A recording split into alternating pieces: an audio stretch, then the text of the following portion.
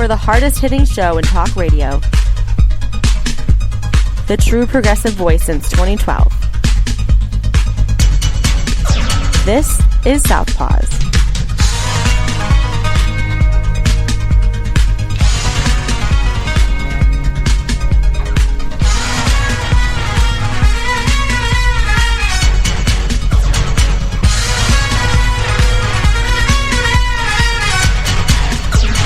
And welcome to Southpaws on the Pacifica Radio Network. We are the leaders of the revolution. My name is Darren Gibson, and I'm your co-host.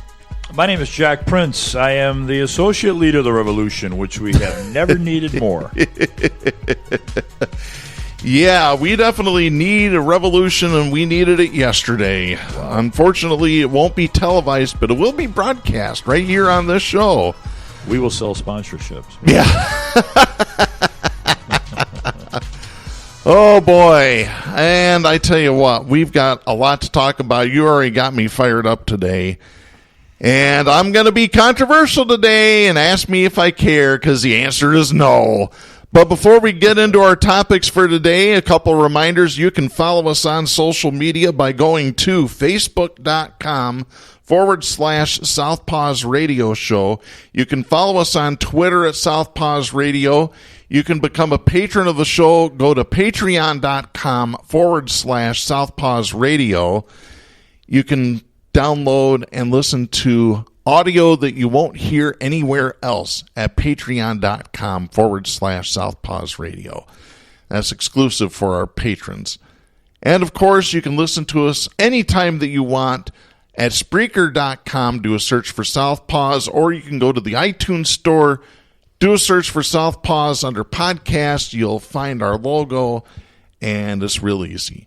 You can also listen to us on Pacifica Radio all across the country, including stations such as KCEI-FM, Taos, New Mexico, KZGM, Kabul, Missouri, and you can hear us every Monday night at 9 p.m. on Global Community Radio Channel 1. That's every Monday at 9 p.m., right after Democracy Now! Make sure you check us out there. Well, Jack, we had another debate. 2 days worth in Detroit, of all places, the Motor City. Mm-hmm. Did you watch any of it? Yeah, some. Both nights or just the first night?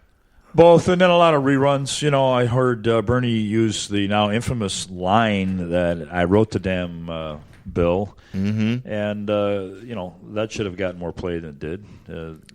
Well, of course. Media, you know, railed against dummy issues. And I have to say, Darren, the first debate, what really was a reckoning of judgment against the establishment. I mean, they took it on the chin. The centrists got their asses kicked. I'm sorry. Mm-hmm. There's no other way of pronouncing that.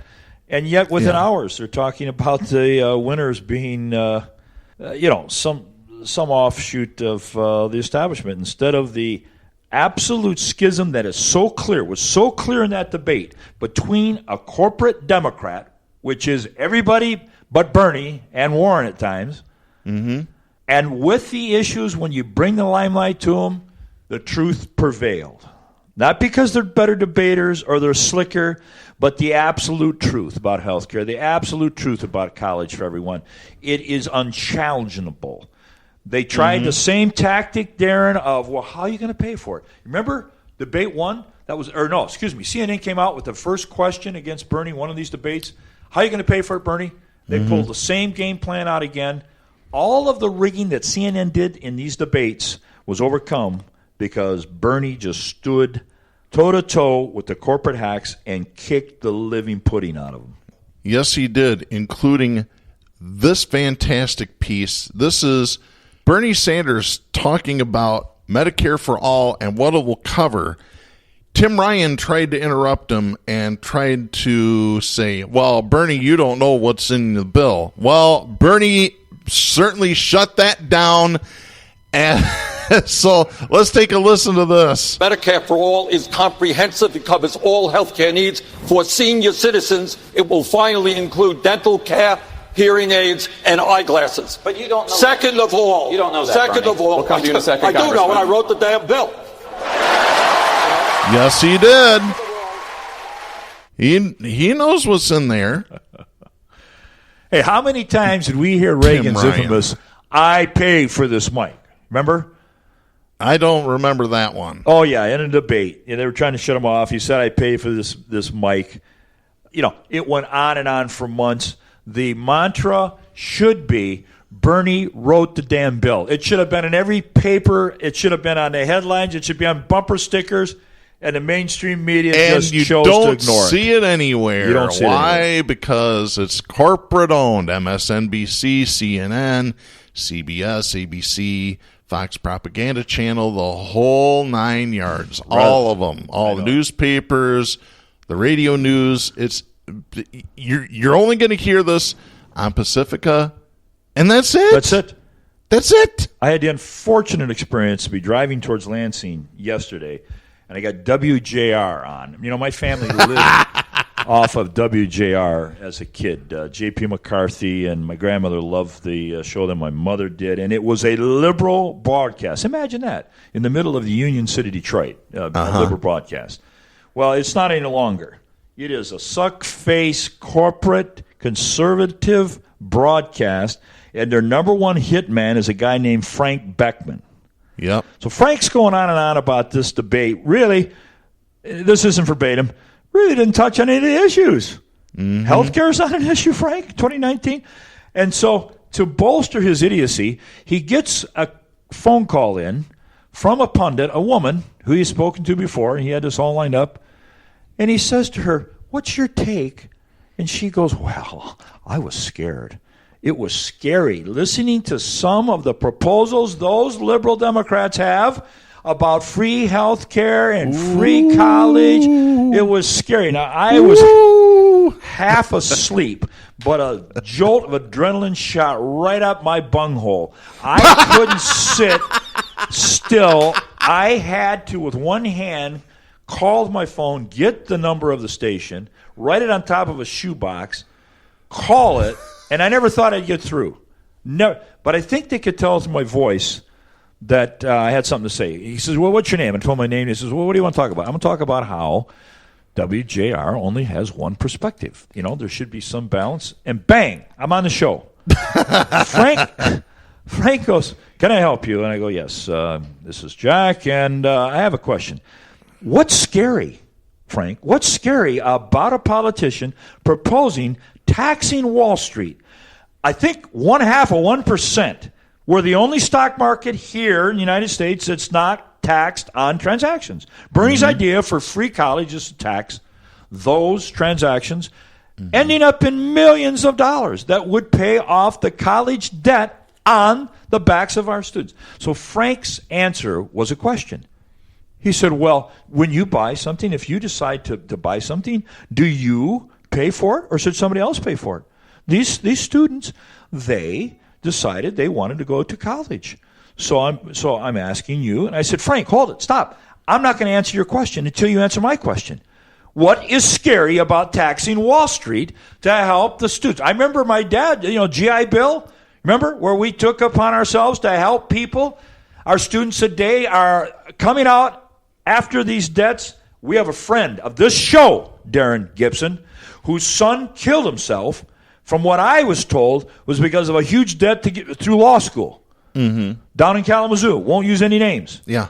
We had lunch with him just months before his son ended his life.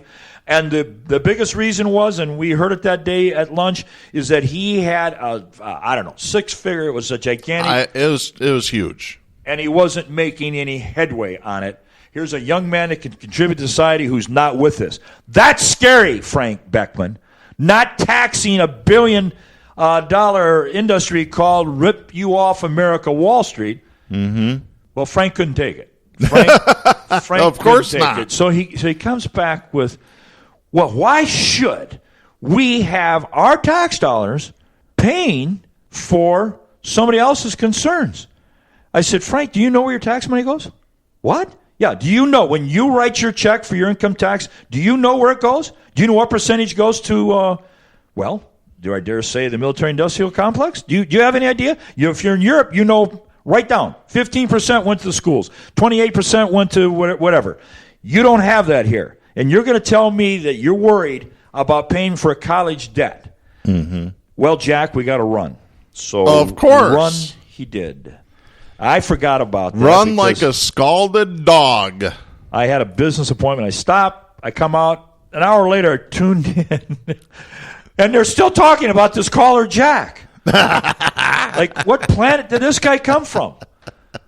Here's the bottom line, Darren. We talked about this for the show. I'm going to end this whole experience with this. They live in such a stale, controlled, conservative bubble, the media down there, that when somebody comes in with, do I dare say, a breath of fresh air of alleviating this college debt, as in Bernie's proposal, it is shocking to them. They talked about it. All his conservative buddies in Detroit had a target. His name was Jack. And I refuse to listen to one more Republican say, how are you going to pay for it? And then have CNN turn around and use the same talking point. Didn't Bernie identify, was it Jake Tapper, one of them? He said, that's just a Republican talking point. Yeah. And it was. It is, word for word. Sean Hannity to Jake Tapper. What's the difference? Yeah. They go after a real progressive. Yeah. Because you both hate him. CNN and Fox, you both hate Bernie Sanders. Yeah. And he says things that are not only true, they're pertinent. They certainly are. I want to play one more clip. Bernie Sanders and Tim Ryan continue to go at it, talking about Medicare for all, single-payer universal health care. Let me play clip number 2 here. Second of all, many of our union brothers and sisters, nobody more pro-union than me up here, are now paying high deductibles and co-payments. And when we do Medicare for all, instead of having the company putting money into health care, they can get decent wage increases, which they're not getting today. Senator Sanders does not know all of the union contracts in the United States. I'm trying to explain that these union members are losing their jobs. Their wages have been stagnant. The world is crumbling around them. The only thing they have is possibly really good health care. And the Democratic message is going to be, we're going to go in, and the only thing you have left, we're going to take it and we're going to do better. I do not think that's a recipe for success for us. It's bad policy, and it's certainly bad politics. Let's see. Improving something is bad policy and bad politics. Can you believe this? This is out of the mouth of somebody that's supposedly a Democrat. That sounds like a Republican. He's not supposedly a Democrat. That's what a Democrat is today. Yeah. You know what? You union members that are listening to this show right now, I know we got a bunch of them. I've talked on this show before about my union background. My family has been a union family. My dad, 42 and a half years as a carpenter, union carpenter. My oldest brother, retiree of the International Union of Operating Engineers, Local 324. By the way, they've gone on strike against Reith Riley, and we'll have to talk about that. Great. Yeah. My middle brother, who is now a red bait Trump supporter, which I don't know how the hell that, well, I know how it happened. It's called religion and being married to a bunch of Republicans. He used to be a member of LIUNA, the Laborers International Union, when he was doing construction. He was a member of the American Postal Workers Union. I used to be a member of the American Postal Workers Union when I was working for the Postal Service. Let me tell you about the health care that I had at the post office. The first year I was there, we had a choice. I believe it was 5 different plans. One was Care Choices, HMO. One was Priority Health. One was, it was a Blue Cross, Blue Shield, PPO, I think. And then there were 2 other standard health plans I think they offered through Aetna or somebody like that. Within a year or 2, Care Choices went away. Another year or 2 later, Blue Care Network went away because the post office takes a look at all these different insurance companies that they're doing business with, and they're looking to see where the money's going and what kind of return on investment they're getting. It's not an investment, it's health insurance. It's an investment in your workforce. It has nothing to do with return on investment monetarily, but Tim Ryan thinks, we need to still have private health insurance companies. Tell you what, and I'll just, again, say it for everybody out there.